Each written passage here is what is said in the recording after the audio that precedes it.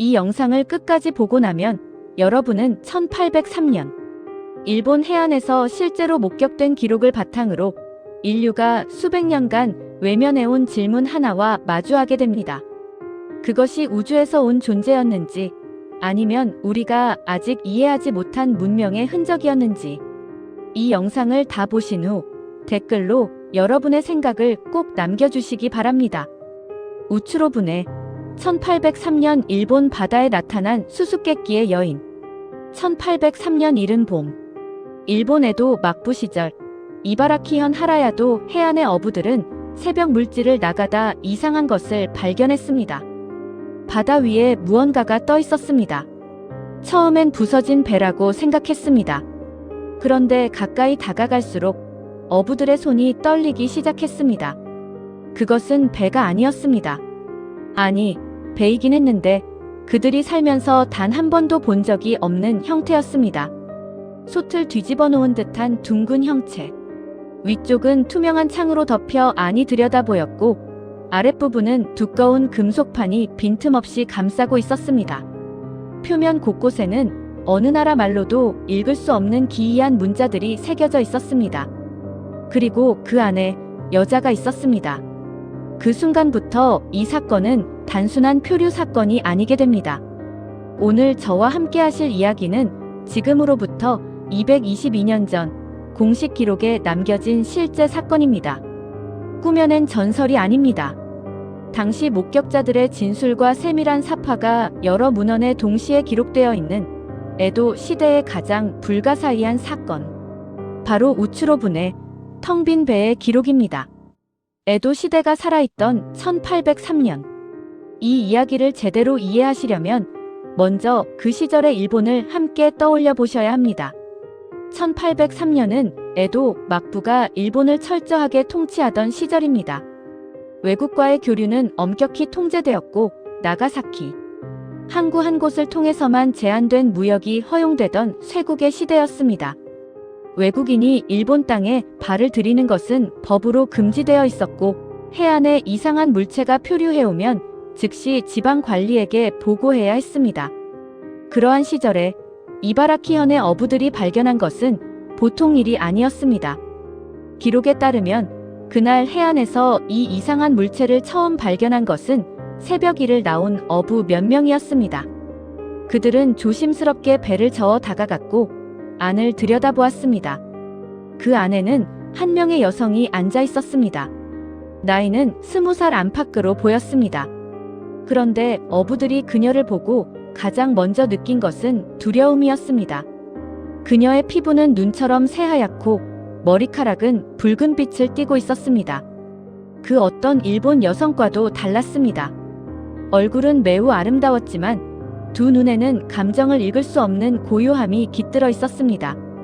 어부들이 말을 걸었습니다. 그녀는 대답했습니다.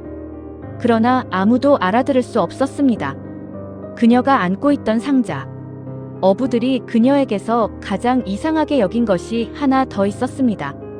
그녀는 네모난 상자 하나를 두 팔로 꼭 껴안고 있었습니다.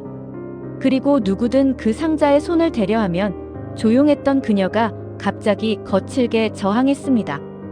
말이 통하지 않음에도 불구하고 그 상자만큼은 절대 내어줄 수 없다는 의지가 온몸에서 느껴졌다고 합니다. 그 상자 안에는 무엇이 들어있었을까요? 후대 연구자들은 이 부분에서 가장 다양한 해석을 내놓습니다. 어떤 이는 그것이 그녀의 신분을 증명하는 물건이라고 했고, 어떤 이는 그 상자가 그 기이한 비행체를 작동시키는 핵심 장치라고 주장했습니다. 또 어떤 이는 그것이 그녀의 고향에서 가져온 유일한 유물이었을 것이라고 했습니다. 고향이 어디든 간에 결국 어부들은 그녀를 배에서 내리게 했고 마을로 데려왔습니다. 그리고 지방 관리에게 이 상황을 보고했습니다. 그런데 여기서부터 이야기는 더욱 이상하게 흘러갑니다. 배 안에서 발견된 것들. 그녀가 내린 후 어부들과 마을 사람들은 그 비행체 안을 더 꼼꼼히 살펴볼 수 있었습니다. 기록에 남겨진 내용은 이렇습니다. 배의 직경은 약 3.3m에서 5m 사이였다고 전해집니다. 모양은 위가 둥글고 아래가 납작한 솥 형태였습니다. 상부의 창문은 유리 또는 수정처럼 투명한 소재로 되어 있었는데 당시 에도 시대의 일반적인 배에는 절대 사용할 수 없는 재질이었습니다. 내부는 의외로 넓었으며 붉은색과 청록색을 사용하여 정교하게 장식되어 있었다고 합니다. 그리고 내벽 곳곳에 문자가 적혀 있었습니다. 어느 나라의 글자와도 달랐습니다. 한자도 아니고 당시 유일하게 교류하던 네덜란드 알파벳도 아니었습니다. 기하학적인 형태의 기호들이 규칙적으로 배열되어 있었는데 이를 직접 목격한 마을 사람들은 평생 그 문자를 기억하며 살았다고 합니다. 배 안에는 여러 가지 물건들도 있었습니다. 용도를 알 수 없는 기구들, 그리고 다른 음식들과 구별되는 이상한 형태의 식량이 있었다고 전합니다. 마을 사람들은 두려움과 경이로움이 뒤섞인 채 그 배를 바라봤습니다. 기록으로 남겨진 사파. 이 사건이 단순한 소문으로 끝나지 않은 이유가 있습니다. 바로 사파 때문입니다. 이 사건은 단 한 곳이 아니라 최소 3개 이상의 독립된 문헌에 기록되어 있습니다. 히타치노쿠니 메이쇼즈에, 즉 당시 이바라키 지방의 풍속과 사건을 기록한 책, 그리고 표류기담집, 여러 에도 시대 필사본들. 각 문헌에는 그 배와 여인의 모습을 직접 그린 사파가 함께 수록되어 있습니다. 놀라운 것은 각기 다른 사람이 서로 다른 곳에서 그렸을 이 사파들의 형태가 대체로 일치한다는 점입니다. 모두 위아래가 납작한 원반형의 배, 상부의 창, 금속처럼 보이는 하부 구조, 그리고 그 안에 앉아있는 여인을 묘사하고 있습니다. 현대의 UFO 연구자들이 이 사파들을 처음 접했을 때 많은 이들이 소름을 느꼈다고 합니다. 20세기 중반부터 전 세계에서 보고되기 시작한 비행 접시, 목격담의 형태와 이 사파의 형태가 너무나 흡사했기 때문입니다. 1803년에 일본 어부들이 20세기에 미국 공군 보고서에 실린 UFO 그림과 거의 같은 물체를 목격했다는 것이 어떻게 가능한 일일까요? 이 부분에서 많은 연구자들이 발걸음을 멈춥니다. 그녀는 누구였을까? 이제 가장 근본적인 질문으로 돌아와야 합니다. 그 여인은 누구였을까요? 첫 번째 가설은 그녀가 외국인이었다는 것입니다. 당시 서양인들이 일본 주변 바다를 항해하고 있었고 러시아 탐험대나 유럽의 무역선이 이 지역을 지나던 시기이기도 했습니다. 흰 피부와 붉은 머리카락은 서양인의 특징과 일치합니다. 그러나 이 가설에는 설명되지 않는 것이 있습니다. 그 배의 구조입니다.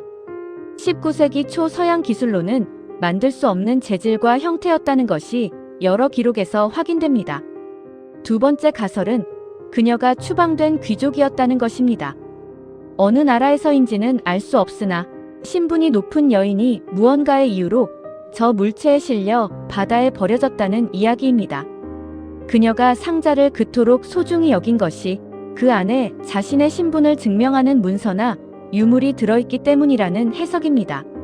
세 번째 가설, 그리고 오늘날 가장 많은 관심을 받는 해석은 그녀가 이 세계의 존재가 아니었다는 것입니다. 우주에서 왔든 다른 차원에서 왔든 우리가 아직 이해하지 못하는 어딘가에서 이 바다에 흘러들어온 존재. 그것이 그녀라는 주장입니다. 이 세 가설 중 어느 것도 지금까지 완전히 증명되지 않았습니다. 에도 막부는 왜 이 사건을 덮었을까? 이야기는 여기서 끝나지 않습니다. 그녀를 마을로 데려온 지방 관리들은 이 사건을 상부에 보고했습니다. 그리고 얼마 지나지 않아 위에서 명령이 내려왔습니다. 이 일을 더 이상 입 밖에 내지 말 것. 그 기이한 배는 다시 바다로 돌려보내졌습니다. 여인도 배와 함께 바다로 돌아갔습니다. 어부들과 마을 사람들은 이 일에 대해 함구하도록 종용받았습니다. 에도 막부가 이 사건을 덮은 이유에 대해 학자들은 여러 해석을 내놓습니다. 가장 현실적인 해석은 당시 쇄국 정책과 관련이 있다는 것입니다. 외국인이 일본에 들어왔다는 사실 자체가 막부의 통치 질서를 흔들 수 있는 민감한 사안이었습니다. 이 사건이 알려지면 사람들이 외부 세계에 대한 호기심을 갖게 되고 그것은 막부가 가장 두려워하는 혼란으로 이어질 수 있었습니다. 그러나 어떤 연구자들은 다른 이유를 제시합니다. 막부가 덮으려 한 것은 그녀의 존재가 아니라 그녀가 가지고 있던 상자 안에 무언가였다는 것입니다. 그 상자를 가져간 관리가 있었고 그 내용물이 너무나 충격적이어서 영구히 비밀로 분류되었다는 설입니다. 물론 이를 입증할 문서는 아직 발견되지 않았습니다. 공식적으로 이 사건의 그 이후 기록은 존재하지 않습니다. 여인은 사라졌습니다. 배도 사라졌습니다. 그리고 상자도. 조선왕조실록과 이어지는 미스터리. 이 사건을 더욱 흥미롭게 만드는 것이 있습니다. 같은 시기 동아시아의 다른 나라들에서도 비슷한 목격담이 기록되어 있다는 사실입니다. 조선왕조실록에는 여러 차례 하늘에서 이상한 빛이 나타났다는 기록이 등장합니다. 특히 1609년 강원도에서 목격된 불덩어리 기록은 당시 관리들도 설명할 수 없는 현상이었습니다. 중국의 사서에도 비슷한 시기에 바다 위에 기이한 물체가 나타났다는 기록들이 흩어져 있습니다. 동아시아 전역의 하늘과 바다에서 같은 시기에 비슷한 것들이 목격되고 있었다는 것. 이것이 우연의 일치일까요? 아니면 그 시절 이 지역 상공에 무언가가 실제로 존재했다는 것일까요? 1803년 이바라키 해안의 어부들이 본 것이 무엇이었든 그들은 분명히 무언가를 보았습니다. 그리고 그것은 여러 사람에 의해 기록되었고 사파로 남겨졌습니다. 222년이 지난 지금도 그 기록은 사라지지 않았습니다. 현대의 연구자들이 주목하는 이유. 20세기 중반 전 세계적으로 UFO 연구가 본격화되면서 연구자들이 다시 이 사건을 들여다보기 시작했습니다. 미국의 UFO 연구 단체들은 이 우추로분의 사파를 자신들의 문헌에 인용하기 시작했습니다. 일본의 연구자들 역시 이 사건을 일본 최초의 UFO 목격 사례로 분류하고 있습니다. 인터넷이 없던 시절 서로 연결될 수 없었던 전 세계의 연구자들이 같은 결론에 각자 도달하고 있었습니다. 이 사건은 꾸며낸 이야기가 아니라는 것. 무엇보다 이 사건을 신뢰하게 만드는 것은 목격자들이 어떤 이득도 없었다는 사실입니다. 에도 시대의 어부들은 이 사건을 이야기함으로써 오히려 불이익을 받을 수 있는 상황이었습니다. 막부의 명령에 거슬러 이야기를 퍼뜨리는 것은 위험한 일이었습니다. 그럼에도 이 이야기가 여러 문헌에 남겨진 것은 그것이 너무나 실제적인 일이었기 때문에 입을 막기가 어려웠다는 방증이기도 합니다. 마지막으로 드리는 질문. 여러분, 우리가 젊었던 그 시절을 한번 떠올려 보십시오. 1970년대, 80년대에 우리는 하늘을 올려다보며 무엇을 생각했습니까? 그 시절 텔레비전에서 처음 UFO라는 단어를 들었을 때 우리 마음속에 싹튼 그 묘한 두려움과 경이로움을 기억하십니까? 1803년의 일본 어부들도 그랬을 것입니다. 이해할 수 없는 것 앞에서 인간이 느끼는 감정은 시대를 초월하여 갔습니다. 그 여인은 어디서 왔을까요? 그녀가 그토록 소중히 안고 있던 상자 안에는 무엇이 있었을까요? 그리고 바다로 돌아간 그 둥근 배는 지금 어디에 있을까요? 이 사건은 아직 닫히지 않았습니다. 여러분은 어떻게 생각하십니까? 222년 전 일본 해안에 나타난 그 수수께끼의 여인. 그녀는 과연 어디서 온 것일까요? 아래 댓글에 여러분의 생각을 남겨주시면 감사하겠습니다. 그리고 아직 구독을 하지 않으신 분들께서는 지금 구독 버튼을 눌러주십시오. 다음 영상에서도 우리가 잊고 살았던 그러나 분명히 존재했던 이야기들을 가지고 찾아뵙겠습니다.